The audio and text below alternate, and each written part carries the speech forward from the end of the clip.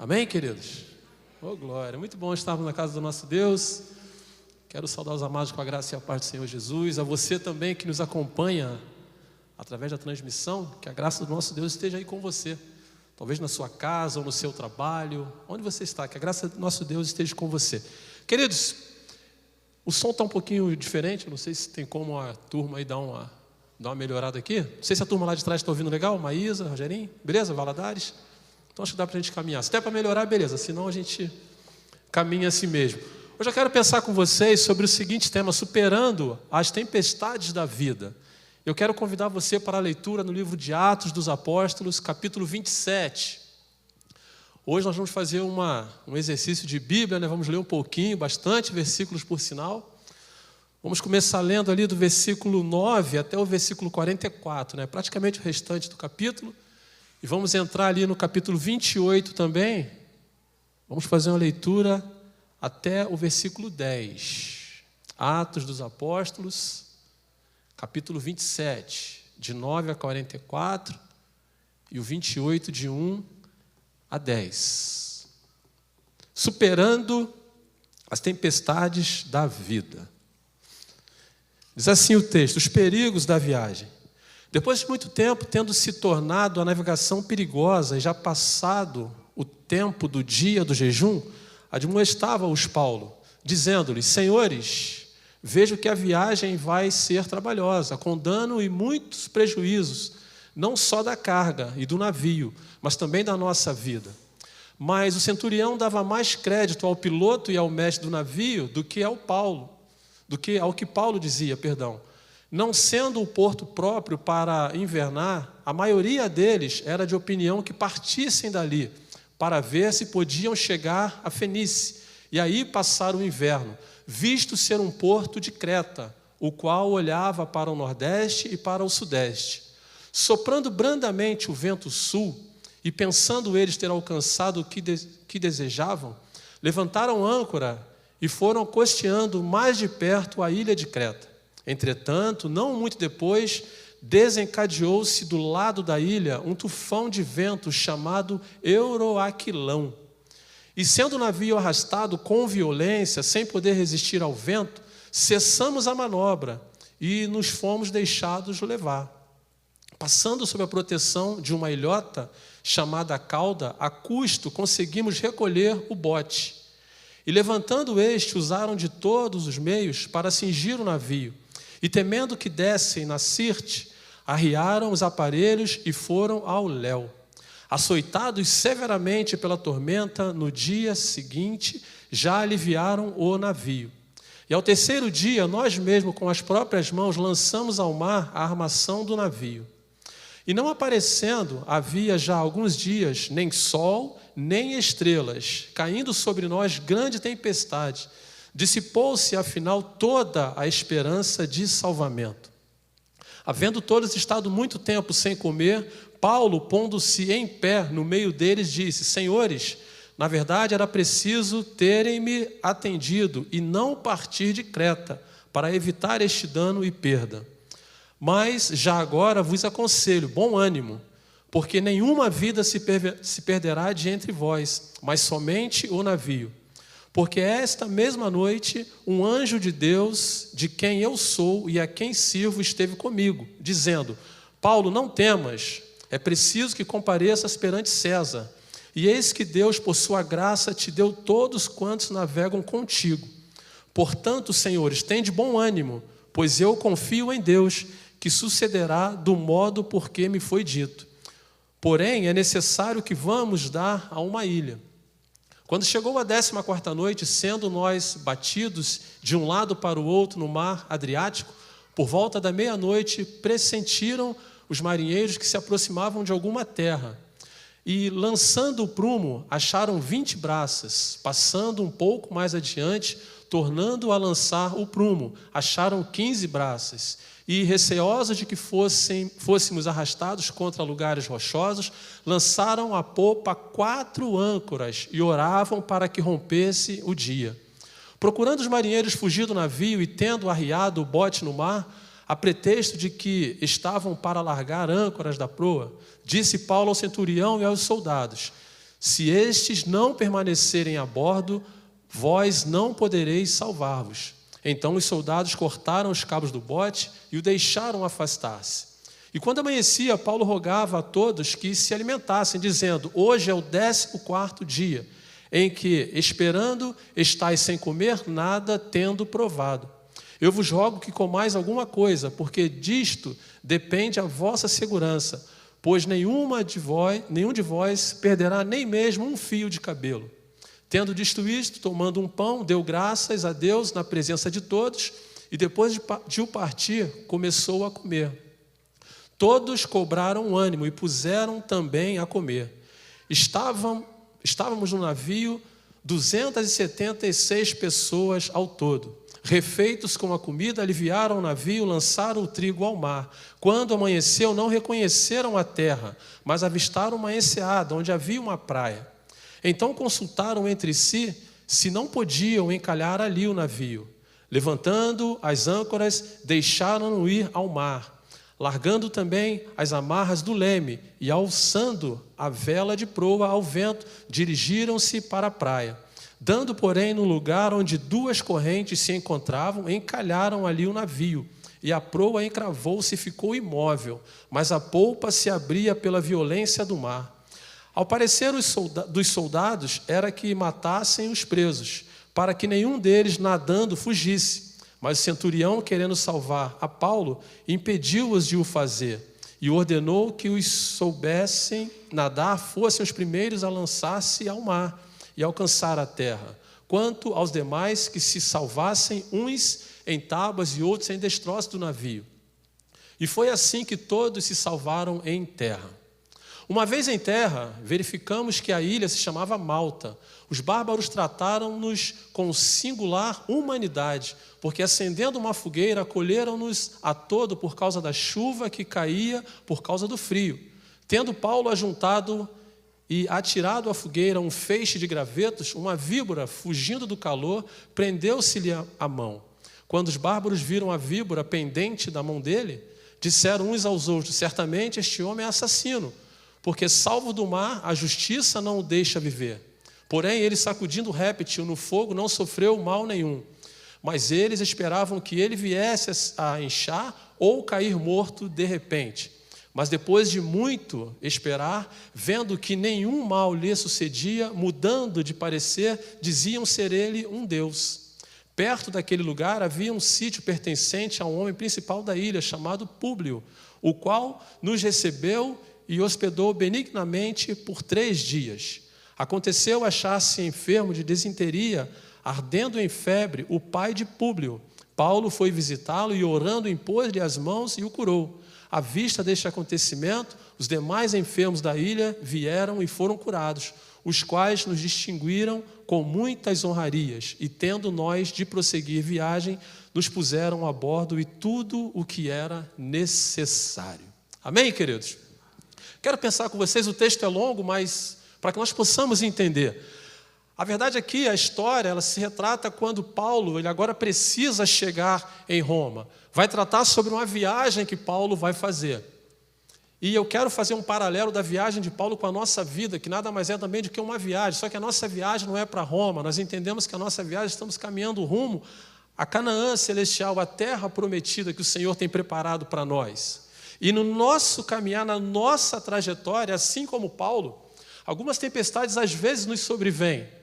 E é sobre essas tempestades que a vida às vezes coloca diante de nós, é que eu quero pensar com vocês nesta noite. Para que você possa entender rapidamente, você pode depois, não agora, tomar nota e voltar a partir do capítulo 21, você vai entender o porquê que Paulo agora está indo para Roma.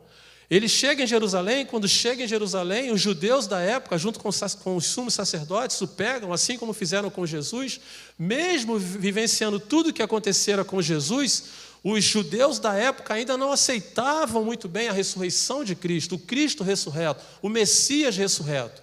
E agora Paulo, quando chega em Jerusalém com a mesma pregação do Cristo ressurreto, esse mesmo grupo de judeus não aceita a pessoa de Paulo. Então prendem Paulo, armam a cilada para Paulo, para que possam julgar Paulo, levar Paulo a julgamento, assim como levaram também a Jesus, e uma possível morte, ali mesmo em Jerusalém. E você pode acompanhar isso no capítulo 21, capítulo 22, capítulo 23, até o capítulo 25. Essa história ela vem sendo contada, vem sendo narrada. E quando Paulo então percebe a cilada dos judeus, sendo um cidadão romano, ele então apela. Eu quero ser julgado por César. Eu sou um cidadão romano, quero ser julgado em Roma.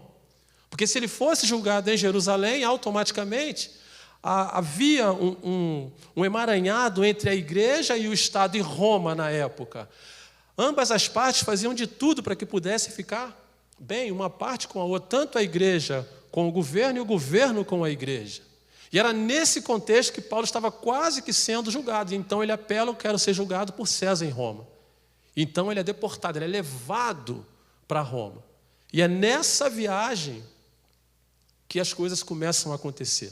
Mas havia um propósito de Deus que Paulo estivesse ali em Roma. O Senhor queria que ele estivesse ali em Roma. No capítulo 23, não precisa abrir, versículo 11, vai dizer assim: na noite seguinte, o Senhor, pondo-se ao lado dele, disse: coragem para Paulo, pois do modo por que deste testemunho a meu respeito em Jerusalém, assim importa que também o faças em Roma. Ou seja, de uma forma ou de outra, Paulo tinha que ir a Roma. E aí a história ela começa a ser retratada para nós, e nós começamos a tirar lições para as nossas vidas também. Na nossa caminhada, às vezes, nós sabemos que temos que chegar a Canaã, a terra prometida. Quando você faz uma viagem, você tem como objetivo chegar a algum lugar, e você se planeja para isso. Mas, às vezes, no curso da história, algumas coisas acontecem que tentam te tirar da direção. Mas isso não serviu como empecilho para a vida de Paulo, para o propósito que ele tinha em seu coração de chegar até Roma, para o propósito que nós temos, aquilo não serviu de percalço para que ele não chegasse aonde ele precisava chegar. E é baseado nessa viagem da vida que eu quero pensar com vocês, e eu quero tirar algumas lições rápidas aqui para nós. Entenda, irmãos, que para superarmos as tempestades da vida, nas tempestades nós precisamos, em primeiro lugar, estar atentos aos sinais de Deus. E aí, por isso que eu fiz essa leitura do texto longo, para que a gente pudesse entender e você me acompanhar. Volte comigo no capítulo 27, versículo 9 e versículo 10. E a primeira ideia aqui, em estar atentos, uma primeira ideia que o Senhor trabalha e traz para nós aqui é acerca da advertência. Diz assim: depois de muito tempo, tendo se tornado a navegação perigosa, já passado o tempo do dia do jejum, admoestava-os Paulo, dizendo-lhes: senhores, vejam que a viagem vai ser trabalhosa, com dano e muito prejuízo, não só da carga e do navio, mas também da nossa vida. A primeira coisa que o Senhor faz aqui, usando a pessoa de Paulo, é advertir aquelas pessoas, advertir aquela tripulação. E na nossa vida, irmãos, se formos prestar atenção, nós somos guiados por advertências, por orientações, para que nós não venhamos errar, para que nós não venhamos tropeçar, para que nós não venhamos cair. Daí a importância de estarmos atentos a estas advertências. E o Senhor começa então advertindo e usando o próprio Paulo. Vale lembrar, queridos, que Paulo está sendo levado como preso. O seu desejo de estar em Roma era como um missionário, como um profeta de Deus, como um homem de Deus, mas ele está sendo levado como um preso. E fico imaginando eu que a palavra de Paulo naquele momento era o que menos importava para aquelas pessoas. Mas ao mesmo tempo em que ela menos importava, o Senhor estava usando a vida de Paulo como advertência para aquele povo. Ele começa a falar: não é tempo de viajar, não é hora de viajar. Naquele navio, o texto vai mostrar para nós que haviam 276 pessoas, além da carga do trigo. O navio estava pesado. E Paulo tenta com jeitinho dizer para eles: não vamos fazer isso. Eu não sei quantos aqui já tiveram o desprazer de estar em um barco ou em um navio durante uma tempestade. É uma coisa terrível, queridos. Terrível. Se você não esteve, espere em Deus que nunca esteve. Nós tivemos uma vez aqui pertinho, fazendo a travessia de Ilha Grande para o Mangaratiba. Misericórdia. Ali era só fazer o apelo, pastor Tadeu. Era só quem aceita Jesus que o povo... A barca batendo de lá para cá, uma coisa assim assustadora. E aí Paulo tenta advertir o povo e fala: não é o tempo, não é a hora. E às vezes Deus, irmãos, Ele traz para nós, nos adverte de certas formas, de algumas maneiras, tão simples, tão objetivas para nós, e a gente não presta atenção nos sinais que Deus está mandando para nós. Coisas simples às vezes, irmãos. Advertências simples que Deus coloca diante de nós. E às vezes a gente não atenta para isso e se deixa levar. Mas a advertência vem, às vezes são as más companhias, as más conversações, os más comportamentos. Coisas que estão explícitas para a gente de que algo vai dar errado. Mas mesmo assim, a gente não dá crédito. E aí o Senhor, o primeiro ponto aqui, Ele traz para nós a advertência. A segunda ideia aqui que Ele traz também é a ideia do descrédito. Agora no capítulo 27, versículo 11, vai dizer assim: mas o centurião dava mais crédito ao piloto e ao mestre do navio do que ao que Paulo dizia. Volta a dizer, Paulo aqui está na condição de preso. Mas, irmãos, para nós termos uma viagem segura, irmãos, rumo à nossa Canaã celestial, nós precisamos estar atentos, irmãos, e dar crédito às orientações que chegam até nós, orientações essas que vêm da palavra de Deus. E daí a importância, irmãos, nós escutarmos os conselhos daquelas pessoas que conhecem a Deus, que andam com Deus, pessoas de fé. E às vezes nós não damos créditos. Às vezes até mesmo enquanto filhos, enquanto jovens que somos, não damos crédito para as pessoas mais maduras, as pessoas já vividas, já experimentadas na vida, tanto espiritual quanto na vida secular. E nós não damos crédito, irmãos. E aqui o piloto e o comandante, o mestre do navio, ele não dá importância para Paulo. Ele coloca a vida e a condição de Paulo com descaso.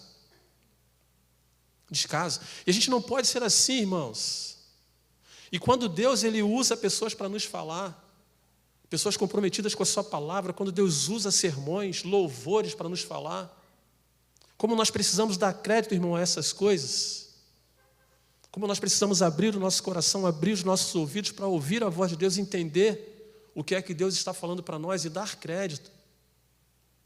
Aquele homem não deu crédito ao que Paulo falou. Ou seja, ele desacreditou naquilo que Paulo falou. E na vida secular também acontece isso, irmãos. Não damos crédito, às vezes, como eu disse, aos anciãos, aos pais, aos adultos, aos pastores, aos líderes. Não ouvem a palavra de Deus e acabam tomando por si o quê? As suas próprias decisões. E são pessoas que lá na frente vão viver dias o quê? Amargurados, atribulados. Dias de problemas, irmãos. Descrédito. Nas tempestades da vida também precisamos estar atentos, irmãos, aos sinais de Deus. E o terceiro sinal de Deus é a voz da maioria. Volte comigo no capítulo 27, versículo 12, vai dizer assim: não sendo o porto próprio para invernar, a maioria deles era de opinião que partissem dali para ver se podiam chegar até Fenícia, e aí passar o inverno, visto ser um porto de Creta, o qual olhava para o nordeste e para o sudeste. Há um ditado errado que diz que a voz do povo é a voz de Deus.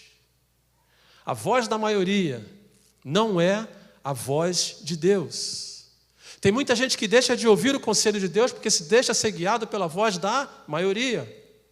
Porque a maioria está escutando. Ele quer fazer o que a maioria está fazendo. Ele quer dar crédito ao que a maioria está falando. Ele quer fazer aquilo que é popular, porque ele precisa, a pessoa às vezes precisa estar na moda, precisa fazer aquilo que todo mundo está fazendo. Aquilo que é popular e não dá ouvido, ou seja, dá ouvido à voz da maioria. Eu creio que aqui, nesse ambiente, aqui no templo hoje, muitos pais e mães presentes aqui, e muitos pais de adolescentes, e eu não tenho dúvidas de que você não se deparou com aquela citação que você falou para o seu filho: você não vai. E ele voltou para você com aquela seguinte colocação: mas todo mundo vai. Mas todo mundo faz. A maioria faz, a maioria está indo, a maioria está fazendo. Eu não tenho dúvida de que você já tenha vivido isso. Ou seja, por que só eu não posso fazer? E aí, sabiamente, nós usamos aquela expressão, né? Você não é o quê? A maioria. Você é o único, você é meu filho, você é minha filha. Você é meu neto, você é minha neta, você não é a maioria. E o povo aqui se deixa levar pela maioria. Pela maioria. Queridos, e quando somos deixados levar pela maioria, Nós temos uma tendência quase que natural de fazer besteira. De fazermos aquilo que desagrada a Deus. Depois, se você quiser, você volte lá em Juízes, no capítulo 14, vai falar um pouquinho sobre Sansão. Sansão se deixou levar pela maioria. Sansão era um homem separado por nazireado, separado por Deus. Mas o texto vai dizer que na sua festa de casamento era comum aos jovens bebida forte. Uma das coisas que ele não podia fazer era o quê? Tomar bebida forte, diz o texto. Ele então se deixa levar porque era a maioria fazia, as festas eram assim, por que a minha vai ser diferente? E o texto diz que ele se deixa levar pela maioria, ele era forte no seu físico natural, mas emocionalmente, espiritualmente, ele não era tão forte assim, não teve coragem de ir contra essas coisas, dizer, não vou fazer, eu não sou a maioria, eu sou diferente, eu preciso fazer diferente. Queridos, nem sempre a maioria está com a razão, e no caso de Paulo, a maioria não estava. E às vezes o que estão colocando na sua mente, o que tem falado para você, o que muitas pessoas talvez tenham falado para você, não seja aquilo que Deus quer que você ouça. Não se deixe levar pela maioria. A quarta ideia aqui é a aparente segurança. Capítulo 27, versículo 13, vai dizer assim, soprando brandamente o vento sul, e pensando eles ter alcançado o que desejavam, levantaram âncora e foram costeando mais de perto a ilha de Creta. Percebam, queridos, que chega um momento que no começo da viagem, as coisas parecem que estão fluindo maravilhosamente bem. O texto vai dizer que soprando brandamente um vento sul. É muito comum, né? Quando... Não sou muito de estar em barco, essas coisas não, mas toda vez que eu vou, a gente tem aquele hábito de ficar sempre olhando, né? Para ver como é que está, se está sereninho, a gente fica se imaginando, vai ser tranquilo porque está calminho. Aqui, quando o barco começa a andar, o texto vai dizer que sopra um vento brando, sereno, tranquilo. E aí eu fico imaginando que aquelas pessoas não falaram de Paulo. Está vendo aí, Paulo? O que você falou não tem nada a ver, a viagem está tranquila, o mar está calmo, o vento está brando, dá para a gente seguir. Talvez, Paulo, você seja muito bom de Bíblia, mas nada chegado à navegação. Não entenda nada acerca de navegação. Olha só que tranquilidade, olha só que calmaria, olha só que viagem segura. Aparente segurança, irmãos. Queridos, às vezes uma vida de desobediência, ela traz para nós essa falsa sensação também de aparente segurança. Porque o nosso Deus é um Deus misericordioso e vivemos no tempo da graça. Um tempo em que o nosso pecado, o Senhor releva e releva e releva e releva. A misericórdia de Deus se renova e se renova e se renova. Não vivemos no tempo da lei em que as coisas eram imediatas. Pecou, pagou. E às vezes essa falsa sensação traz para nós essa aparente segurança, irmãos. E o primeiro pensamento que vem à nossa mente é o quê? Não tem perigo não. Eu fiz uma vez, não deu nada, não aconteceu nada, ninguém viu. Tá o quê? Tranquilo. Não teve consequência nenhuma não. Fica tranquilo, vai dar tudo certo. Não tem problema nenhum. Olha só que tranquilidade, que calma. Vacilei, errei, pequei. O pastor não viu, a igreja não viu, o líder não viu, está tranquilo. Mas independente dos nossos olhos humanos, irmãos, Deus é que está de olho sobre as nossas vidas. É Deus que conhece o nosso coração e a intenção dos nossos corações. Aparente segurança, irmãos. Mas o próprio texto mostra que em seguida as consequências começam a chegar. Ainda no capítulo 27, versículo 14, vai dizer que, entretanto, não muito depois, desencadeou-se do lado da ilha um tufão de vento chamado Euroaquilão. A crise chega, queridos. A crise chega. A tempestade chega. A vida se transforma e fica de ponta cabeça. Ou seja, a conta, ela acaba chegando. Porque quer queiramos ou não, irmãos, nós vamos colher aquilo que nós plantamos. É a lei da semeadura, irmãos. Porque quando a gente transgride os princípios, nós vamos ter que colher também as consequências. Ainda que no começo pareça ser essa tranquilidade que o texto retrata para nós, lá na frente as consequências vão chegar. Portanto, meu querido irmão, minha querida irmã, não se deixe levar por essa aparente segurança. Não deixe o pecado trazer para você essa sensação de que está tudo ok, porque não está. Não se familiarize com o pecado. Não faça isso em sua vida, não. O quinto ponto aqui, o sentimento de impotência. Capítulo 27, versículo 15, vai dizer assim: sendo o navio arrastado com violência, sem poder resistir ao vento, cessamos a manobra e nos fomos deixando levar. A ideia aqui, irmãos, é que a situação chegou num ponto que já não tinha mais o que fazer. O barco foi sendo levado e jogado de um lado para outro. Não adiantava ficar com o leme na mão.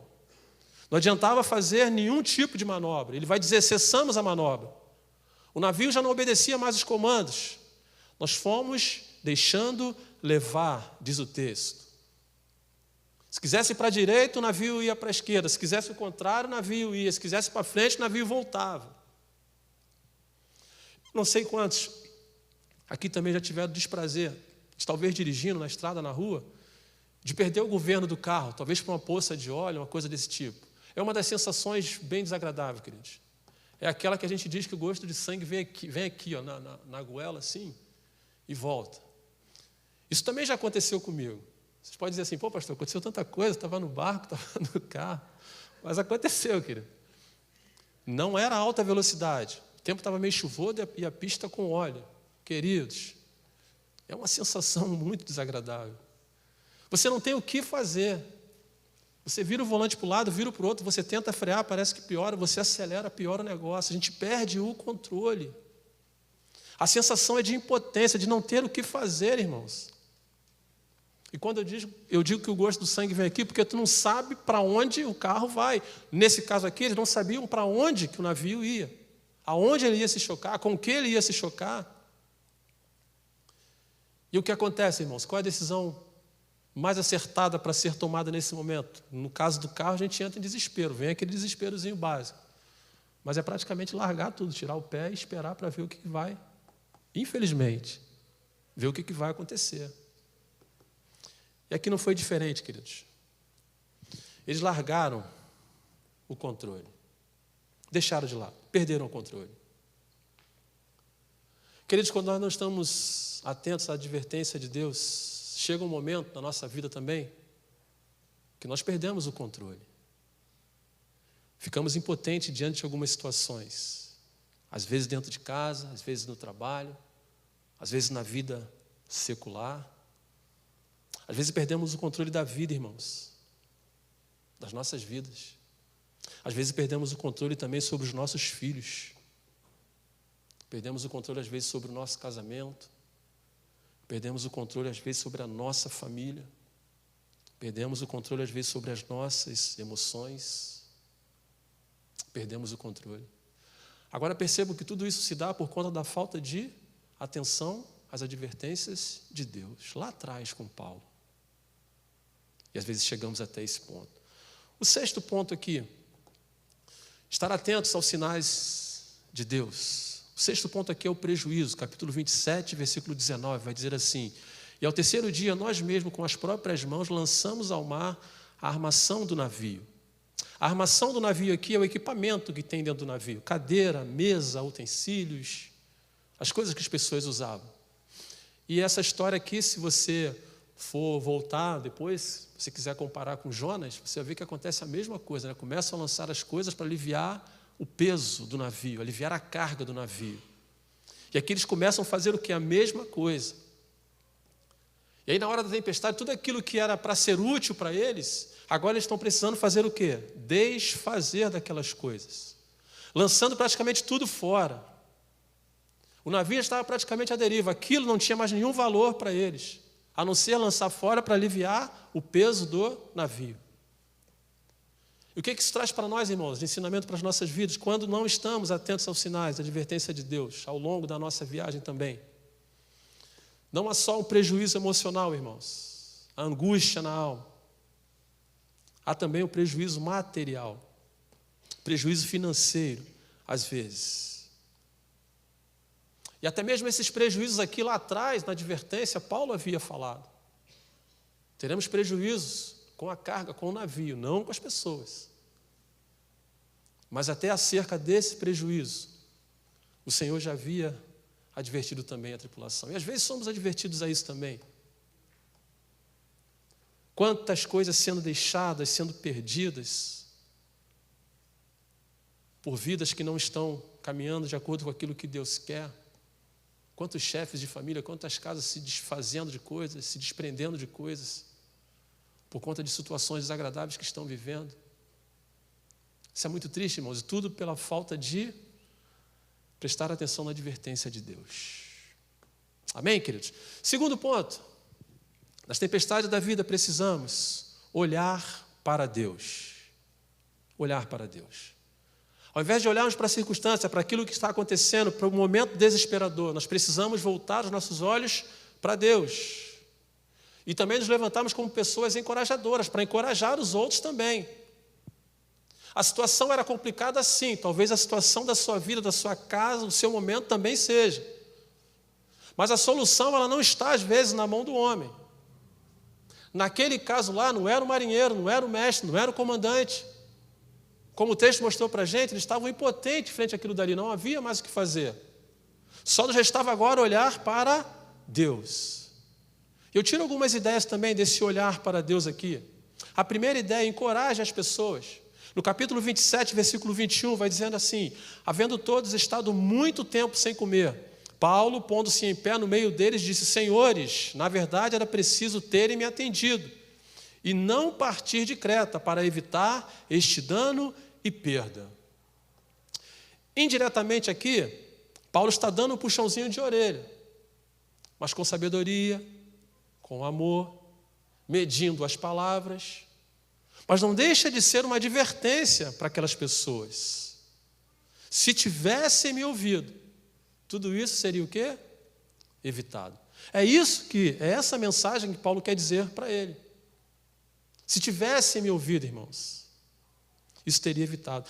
Mas mesmo assim, com tudo isso, Paulo ele não se deixa vencer e não traz a ideia de derrota ou de desânimo para aquele povo. A segunda ideia, nesse segundo ponto aqui, vem logo a seguir, que é a esperança. No capítulo 27, versículo 22, vai dizer assim: mas já agora, como quem diz assim, já que aconteceu, eu vos aconselho o quê? Bom ânimo. Porque nenhuma vida se perderá de entre vós, mas somente o navio. Bom ânimo. Qual o princípio, irmãos, aqui? Quando a crise chega, quando o problema chega, quando a tempestade chega, uma das coisas que nós fazemos às vezes, e que ao invés de ajudar, às vezes até atrapalha mais, é tentar ficar apontando ou procurando culpado para isso. Ó, está vendo? Paulo podia usar essa expressão. Eu não falei com vocês lá atrás, por que não ouviram? Por que se deixaram levar? Se tivessem me escutado, está vendo aí?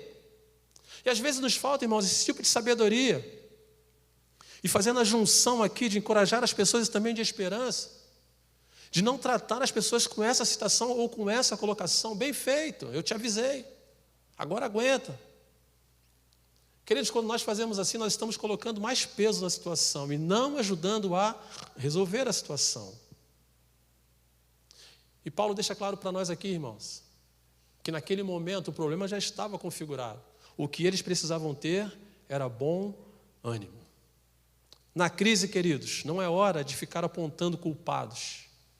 Quem errou ou quem deixou de errar.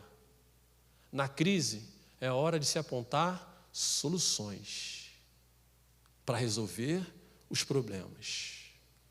Existem problemas dentro de casa? Existem, claro. Existem problemas no trabalho? Existem, claro.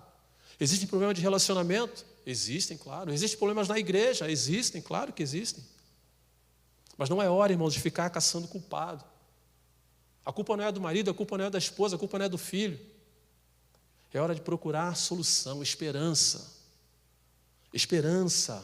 É hora de mostrar a saída, é hora de mostrar a solução, de levantar, de elevar os ânimos das pessoas e parar de ficar olhando para a circunstância e colocar os olhos em Deus. Olhar para Deus, é essa a ideia. A terceira ideia aqui, irmãos, é abandonar o medo. Capítulo 27, a parte 22a. Mas já agora vos aconselho, bom ânimo. O bom ânimo aqui é o oposto do pânico, do desespero, do medo. O medo, irmãos, não ajuda a resolver problemas. O medo é necessário para a nossa vida, é verdade. Mas o medo em excesso, ele não ajuda a resolver o problema. Pelo contrário, o medo ele nos paralisa às vezes. Ele nos fragiliza também. O medo, irmãos, na verdade, ele é mais do que um sentimento. O medo é um espírito, um lado espiritual nosso. E o próprio apóstolo Paulo, lá em 2 Timóteo, capítulo 1, versículo 7, vai dizer assim: porque Deus não nos tem dado o espírito de covardia, mas de poder, de amor e de moderação.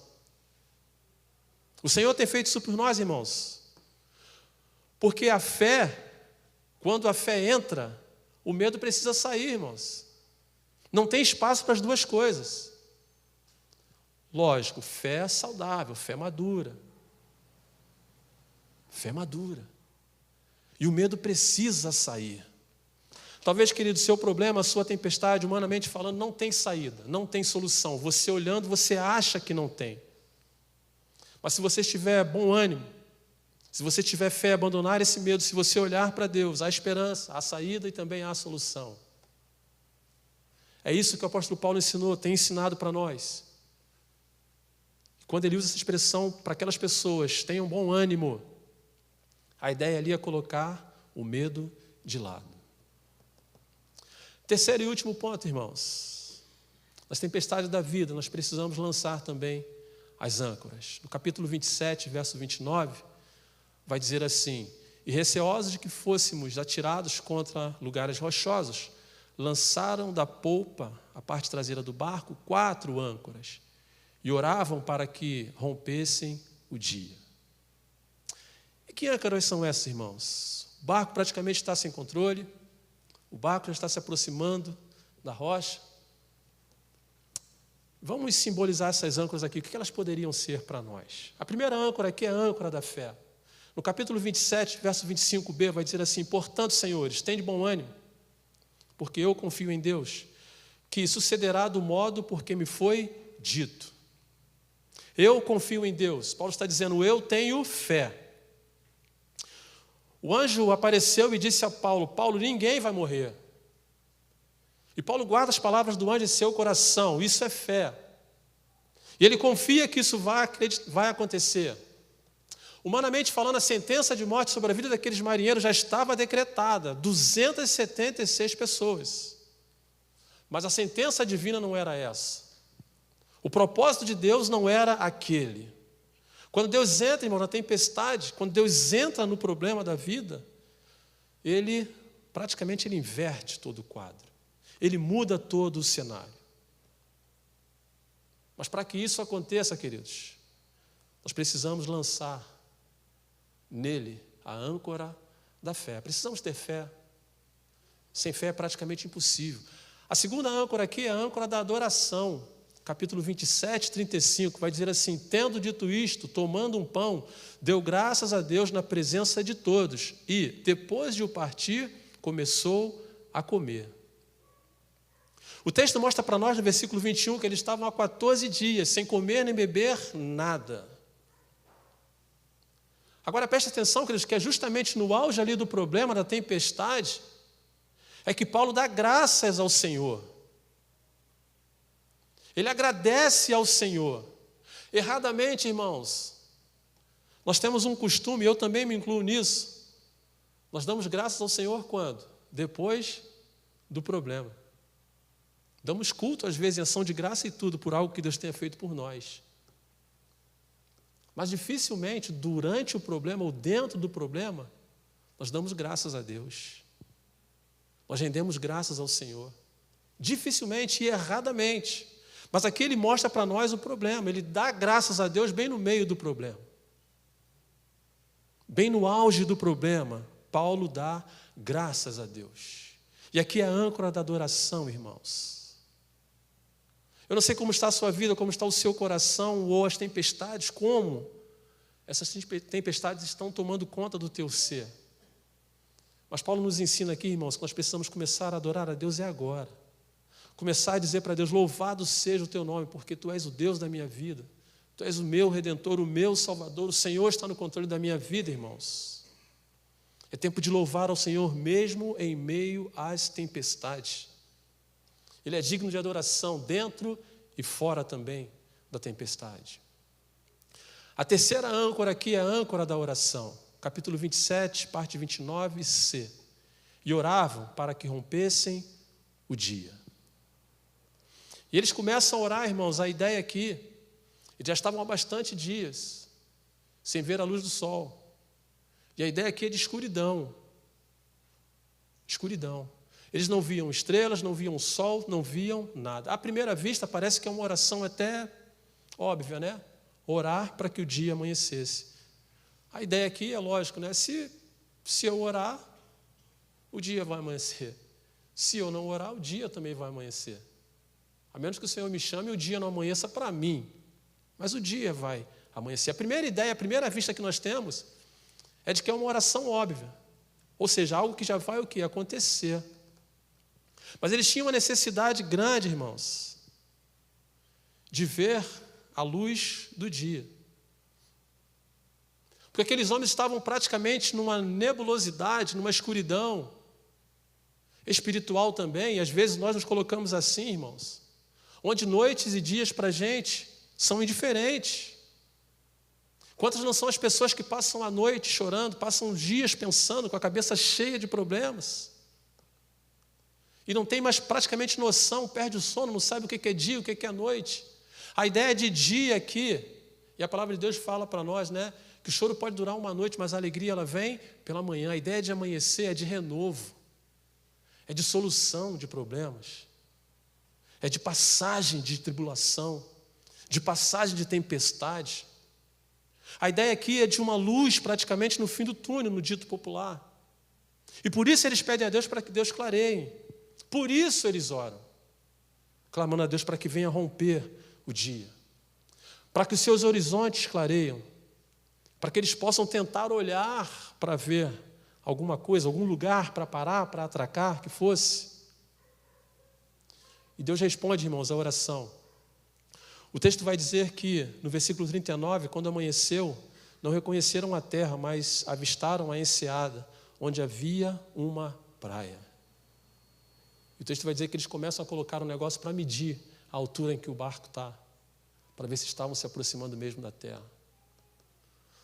Deus atende as orações, irmãos. Deus atende as orações. E talvez na nebulosidade da sua tempestade você esteja precisando orar mais, buscar mais a Deus. Deus atende as nossas orações. E a última âncora aqui, irmãos, é a âncora da certeza. Capítulo 27, versículo 26 vai dizer assim: porém é necessário que vamos dar a uma ilha. Paulo estava convicto, irmãos, que eles tinham que passar em uma ilha. Tudo aquilo que ele estava passando era necessário. Ele tinha que passar por aquilo ali. Quando eles chegaram na ilha de Malta, aquilo não foi um acidente de percurso, e sim projeto e plano de Deus. Foi Deus que o levou ali. E aí eu entro no quarto e último ponto rapidamente. Está afirmado na promessa do Senhor. Deus levanta, irmãos, pessoas desconhecidas para lhe ajudar. No capítulo agora 28, versículo 1 e 2. A gente começa a entender o porquê que eles foram parar ali. Vai dizer: uma vez em terra, verificamos que a ilha se chamava Malta. Os bárbaros trataram-nos com singular humanidade, porque, acendendo uma fogueira, acolheram-nos todos por causa da chuva que caía e por causa do frio. Na mente deles, eles chegam agora em um local desconhecido, pessoas desconhecidas, língua desconhecida. Os bárbaros não falavam grego, mas o texto mostra que aquelas pessoas tinham ali uma singular humanidade, generosidade. Eles fazem uma fogueira, eles veem aqueles homens chegando molhados, frio, famintos alguns ainda. Eles então montam uma fogueira, irmãos. Eles ajudam aquelas pessoas. Ou seja, as providências de Deus, Deus levanta pessoas desconhecidas para nos ajudar, sem que a gente, às vezes, imagine. Pessoas que não são do nosso parentesco, não são do nosso ciclo de amizade, irmãos. Mas Deus levanta, Deus não nos deixa desamparados. Deus cuida de nós o tempo todo, irmãos. E esse povo aqui agora, esses bárbaros aqui agora, são as pessoas que Deus levanta para ajudá-los. E a segunda promessa, irmãos, Deus protege de todo o mal. O texto vai dizer ali, rapidamente, capítulo 28, verso 6, vai dizer assim: mas eles esperavam que ele viesse a inchar depois da mordida da cobra, ou cair morto de repente. Mas depois de muito esperar, vendo que nenhum mal lhe sucedia, mudando de parecer, diziam ser ele um Deus. Não bastasse tudo que Paulo já havia vivido, o texto vai dizer que ele vai juntar gravetos para jogar na lenha, para alimentar mais o fogo. Uma cobra então agarra em suas mãos. E à medida em que agarra, ele sacode o braço e aquela cobra cai. Os bárbaros ficam assustados. E dizem para ele, fazem até um julgamento sobre ele. Tinha mesmo que morrer. Não morreu do naufrágio, mas vai morrer pela justiça. Vai morrer pela picada da cobra. Isso não acontece, irmãos.